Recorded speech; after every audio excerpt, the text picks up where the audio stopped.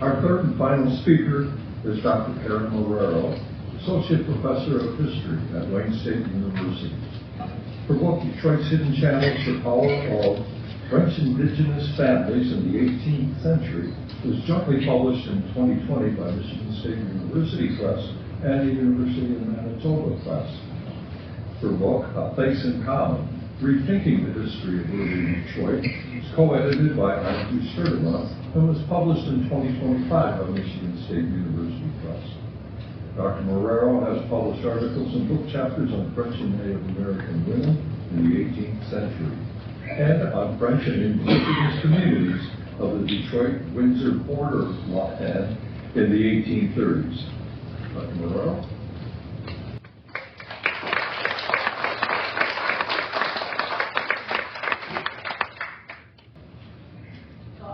I'm going to talk about that later. Thank you for that introduction. I got to make sure I know what I'm doing here. Okay.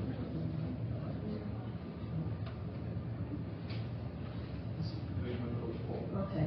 Thank you. Okay.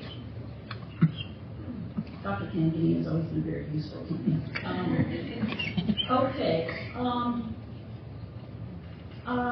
Okay, in 1913, at Juillard Point, an area named for him on the Canadian side of the Detroit River, Francois Drouillard, you may know the name as Juillard, I'm going to keep saying Drouillard.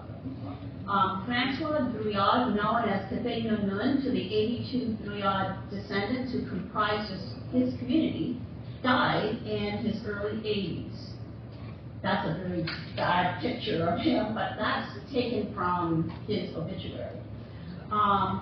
His death was noteworthy enough to have warranted a photo and a detailed obituary in local newspapers on both the American and Canadian sides of the river. He was described as, I'm going to use a lot of air quotes, a pioneer resident and one of the best known characters of the county who had learned the Indian tongue in his youth and had quite a reputation as a narrator of Indian stories, unquote. It was also noted that he had been a member of the St. Jean-Baptiste Society for 45 years, during which time he had, quote, attended every meeting and in the celebrations held by the society, always taking part in the character of an Indian, unquote. In the course of those 80-plus years, from his birth near the Kajwanan, which is Anishinaabe territory then and now, known, you may know it as Hawaiian First Nation, to his death, concepts of French and Indigenous identity in both Canada and the U.S. had shifted substantially. So I'm going to examine that arc of his life from the 1830s to the first decade of the 20th century to highlight those larger shifts. We don't have Francois Drouillard's words, but he did react to and make choices in relation to political and cultural shifts in the U.S. and Canada. He lived, as we do, on a border between the two countries that at the time of his birth either didn't yet exist or were a mere few decades old. The Michigan Territory was still young, as was Upper Canada, what we know today as the province of Ontario. He lived on a border populated by Indigenous nations, namely Ojibwe, Odawa, and Potawatomi, known as we've heard, the Three Fires of the Anishinaabe, and Wendat, who had called the region home for hundreds of years.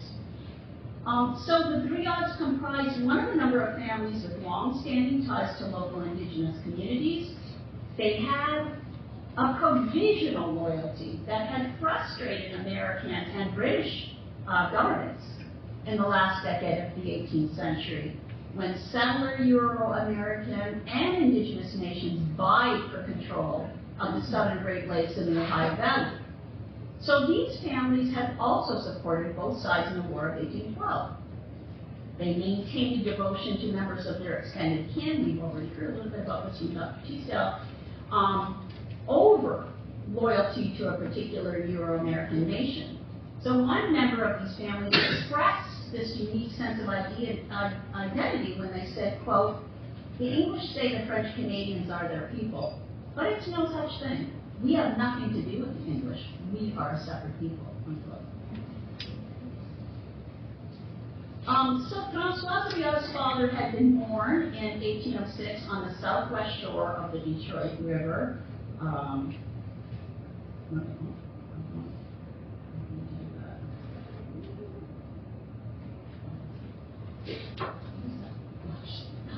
know what I'm doing. Okay, I'm going to just so Francois Briard's father had been born in 1806 on the southwest shore of the Detroit River, where the Jesuits had established a mission among the Wyandot in the second decade of the 18th century. That's Lake St. Clair. That's Lake St. Clair. As you can see, the heart-shaped Lake St. Clair. And the region in red is where Windsor is, in the Riverside area. Drouillard Point, the Briard Point that I'm talking about, is in that region. Some members of the Briard family settled on the Quechua, and the Quechua, since I can't do the light here, is that series of islands at the sort of the top of the heart of Lake St. Clair. That's all Anishinaabe territory. That's Walpole Island, the Quechua. Some members of the Briard family had settled there. Francois Jr., 9 siblings and uncles, aunts, and cousins were raised there. By 1840, all of the Briards had left the Quechua and were documented by the Indian agent there, the Canadian Indian agent, as having been expelled. So this event coincided with the passage in 1839 of an act that called for an Upper Canada Commissioner to investigate and remove trespassers from lands appropriated for the residents of certain Indian tribes. So this was meant to uphold the right of Anishinaabe to exclusive residence of the Quechua. And the resident Ojibwe at the Quechua had also invited Odawa and Badawami from Michigan, who would soon be forced off their lands by the American government, to settle at the Quechua, and the land made available by the expulsion of non-natives would therefore be available to the newcomers. Although the act and the expulsions would ultimately prove ineffective in halting squatting and improper use of Indigenous lands, it did catch many of the French families in its net. The Briard family was given land at what would be known as Drouillard Point, Briard Point, on the southeastern shore of the Detroit River, where it meets Lake St. Clair. Briard Point would eventually be populated by members of the large extended Briard family, many of whom continue to reside there today. So, in his later years, Francois Briard's father made a pivotal shift in the expression of his identity. He began to perform in the part of an Indian in a highly ritualized ceremony. His actions can be read as the first cracks in a gap between the French and Indigenous cultural signifiers that would widen throughout the 19th century and become a chasm in the 20th. Family story relates that Francois' father became a devout Roman Catholic and joined the Saint Jean-Baptiste Society. So during the ceremonies of the Saint Jean-Baptiste Festival held every year on June 24th, he would, and I'm quoting here from an article about the Briard family in a local newspaper, so he would dress, quote, in full Indian costume and spoke in their language, unquote. So Francois Briard Jr. Shared the role of Indian, the costume, and membership in society with his father. This is the flag that was adopted. There were a few earlier flags adopted by the Saint Jean-Baptiste Society, but as you can see from the slide, this is the flag adopted in 1888, which sort of combines sort of religious and elements along with the fleur-de-lis, which would become symbolic of Quebec and French culture. So the Société Saint Jean-Baptiste was founded by a French journalist during the ceremonies of the Saint Jean-Baptiste Festival in Montreal in June of 1834. It was founded as a fraternal organization composed of leading French politicians and businessmen. Its primary purpose was to encourage French Canadian men to unite, to preserve their language, culture, and Roman Catholic religion, against the onslaught of English language, British customs, and Protestantism. French Canadians had imported celebrations of Saint Jean-Baptiste from France when they arrived in North America in the 17th century. The Saint Jean-Baptiste Society elevated these celebrations to a symbolic representation of French Canadian identity in the 19th century. They added parade floats, plays, picnics to the traditional lighting of bonfires and attendance of morning mass. So the Quebec chapters of the Society provided funds to establish groups in other cities with Francophone communities outside of Quebec and even outside of the country. Ottawa had its own chapter in 1850, and Detroit Francophones formed their group in 1868. So François Drouillard was 30 years old when the French community, of which Drouillard Point was a part, organized its chapter in 1860. 23 years later, in 1883, the Drouillard Point group had gained prestige and influence. Under the direction of local doctor and future Canadian Senator Charles Casgrain, it was invited to be part of the larger Saint Jean-Baptiste Festival in Quebec. So, in his seminal book, Playing Indian, historian Dr. Philip Deloria examined the practice of settlers or non-natives who dressed as and acted in a stereotypical native persona and appropriated native customs. This practice became especially widespread in the 19th century at the same time Indigenous nations and communities were under threat in the U.S. and Canada. Deloria found that settlers played Indian to act out particular beliefs, symbolic beliefs. So it's hard to know exactly what François Drouillard was trying to express when he acted as native in the Saint Jean-Baptiste Festival. When he and his family had left the Quechua, Walpole, François was French, but he was unilingual. He couldn't speak French. He could only speak Anishinaabe mode. So even after reestablishing himself at Drouillard Point, family oral history suggests that François continued to visit the Quechua. But eventually those ties were extinguished.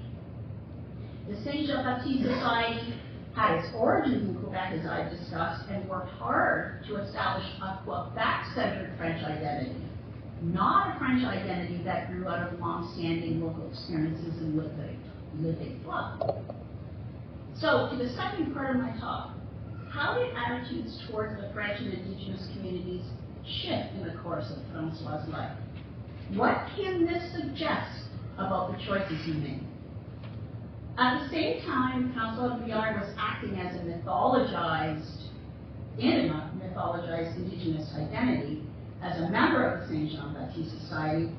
The other portion of his cultural identity was being mythologized through histories of and opinions about Detroit's French community.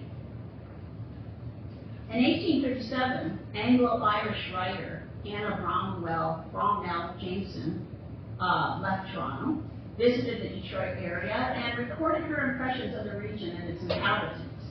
She was negative in her judgment of local French, describing them as, quote, old-fashioned Norman peasants who were fully uneducated, quote. In Jameson's eyes, they were workers without any idea of advance or improvement of any kind, and wasted their fertile lands by raising just sufficient for subsistence, unquote. So she contrasted them to enterprising Yankee shopkeepers and concluded that the French were standing in the way of economic development. She portrayed Indigenous peoples exactly the same way, describing the local Wyandotte settlement on the Detroit River as a, quote, stumbling block in the way of white settlements and diminishing the value of the lands around, unquote. Very similar language. British statesman Lord Durham had visited Canada at about the same time as Jameson. He declared in an official report in 1839 that Canada's biggest problems were founded in the constant struggle between the English and French races. He believed that French culture should be assimilated by that of the British because English culture was more advanced. Indeed, Durham's numerous statements on this point were the same sentiments in the advance of the same period for the gradual extinguishment of native title to land. So neither Indigenous peoples nor French Canadians were recognizing as having engaged in useful enterprise by Durham or in the gainful development of natural resources, and were therefore not entitled to maintain their land. So Durham denounced French Canadian culture as hopelessly backward due to an 80-year-old disconnection from France that had been brought about by French defeat in the 7 Years' War, also known as the French and Indian War.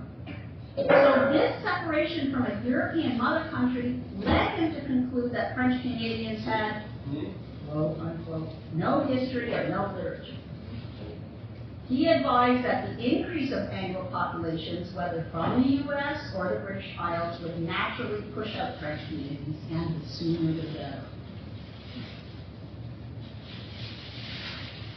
New England author Francis Parkman, and for this section of my talk, which is a much shorter version of a longer version, I'm relying very heavily on a chapter that Dr. Kennedy wrote, which I'll tell you about in a few minutes. So, New England author Francis Parkman gathered accounts from local French during his 1845 visit to Detroit to research his book, The Conspiracy of Pontiac and the Indian War after the Conquest of Canada.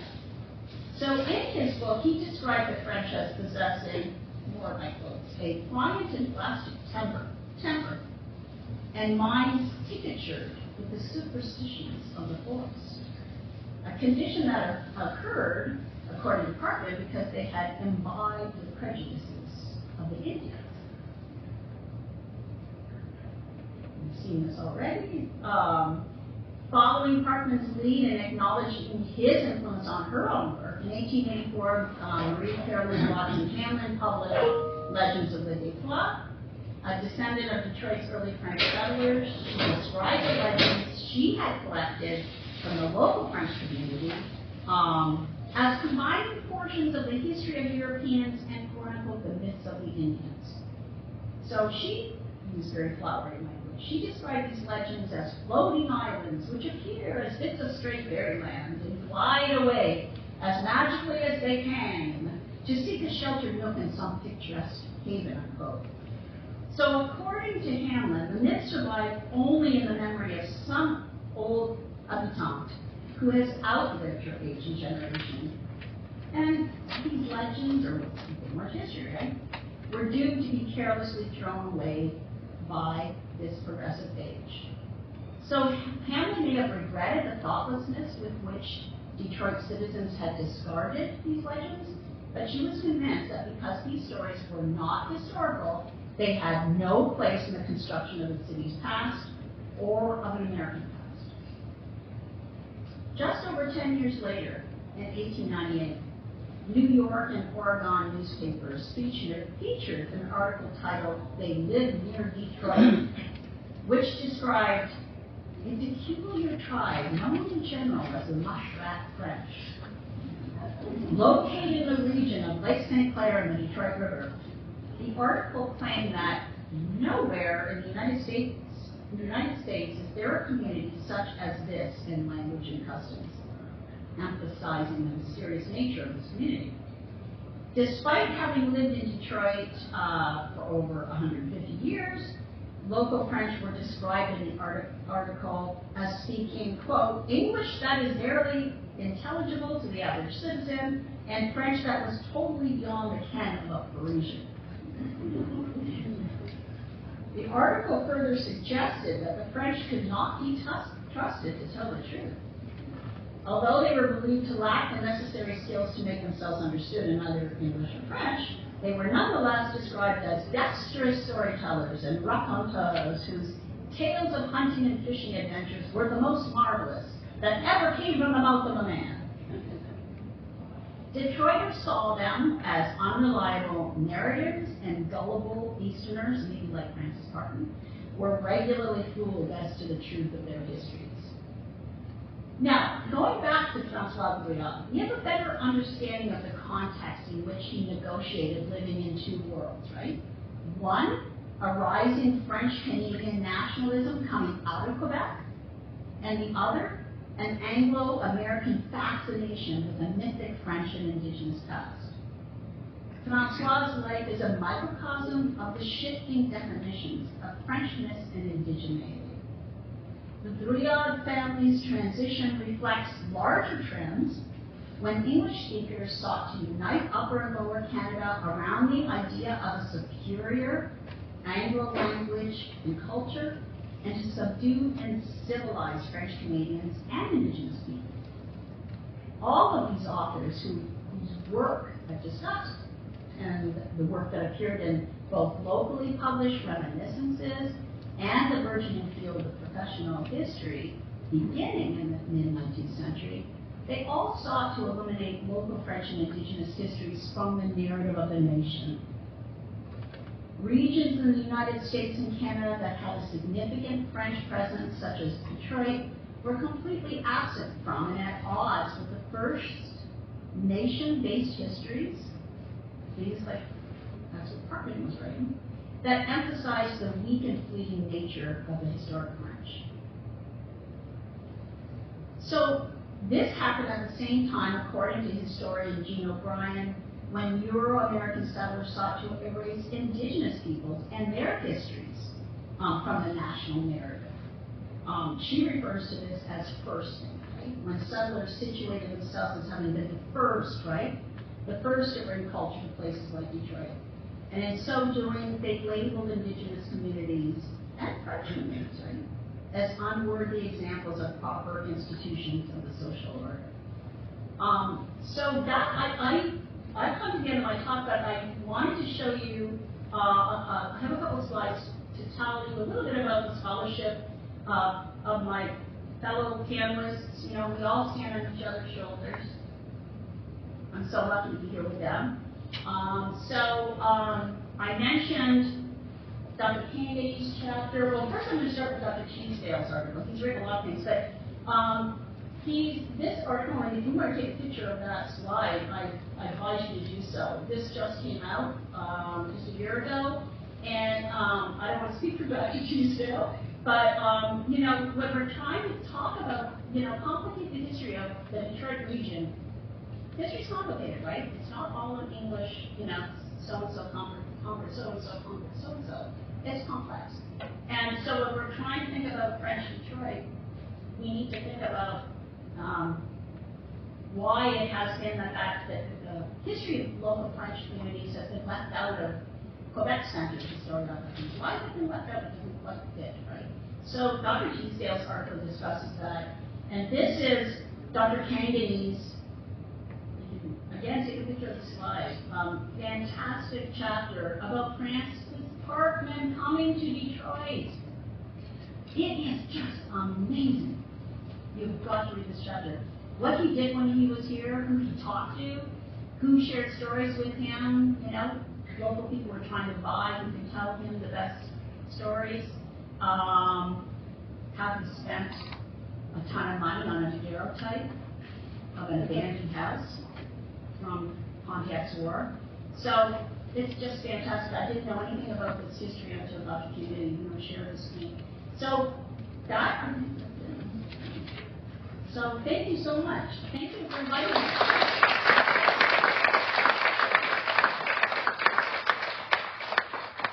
Hello, everyone. For those who don't know me, my name is Doreen Servo. I am the editor and director of the French Canadian Heritage Society in Michigan.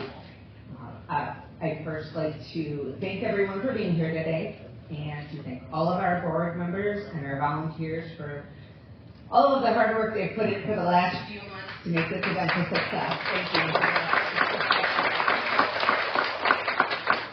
I would also like to extend a special heavenly thank you to Diane Shepard, a former editor, author, director of our society. This was her last project, and it is the reason why we are here today. Seriously, this was her choice for location all along.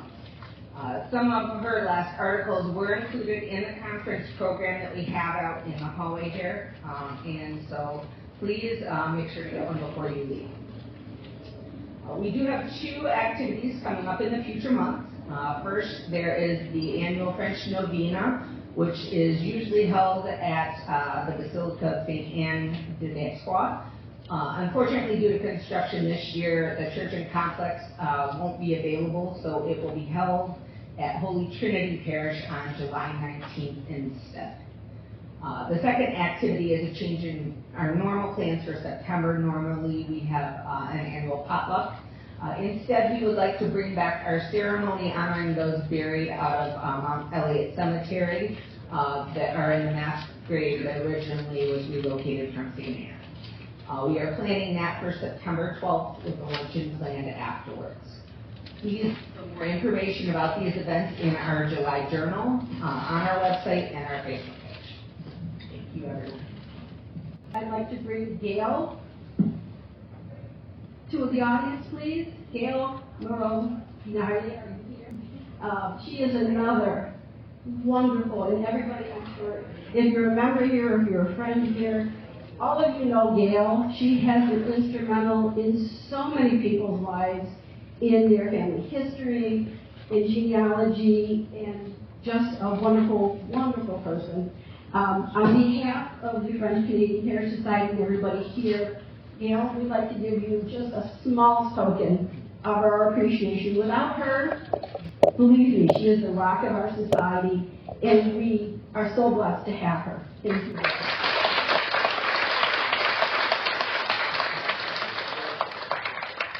As we conclude, I'd like to say, in case you don't know me, my name is Steve Armington, and I am my distinct pleasure to serve as the president of the French Canadian Heritage Society of Michigan. As we bring the 325th anniversary conference to a close, on behalf of the French Canadian Heritage Society of Michigan, I am profoundly impressed by how the presentations here have illustrated that history is never truly settled. It is my hope that you depart today not only with new insights, but also with new questions. I encourage you to bring the spirit of inquiry we have fostered here back to your own individual French Canadian studies. Our sincere gratitude goes for today for their scholarly contributions, their enthusiasm, and for their ensuring that the continued vibrancy of the past. And most importantly, we extend our gratitude to everyone who contributed to making this conference a success. I wish you all safe travels, and we at the French Canadian Heritage Society of Michigan look forward to your continued support. One last note, please, if you haven't already, stop by the book display outside the auditorium and purchase your 325th Detroit Anniversary Conference program filled with scholarly remarks as well. Commemorative t-shirt or tote. The Detroit Historical Museum has provided free access to all the exhibits. Please enjoy. Open mic will happen if you want to stay on, but you're free to go and enjoy the museum. Thank you.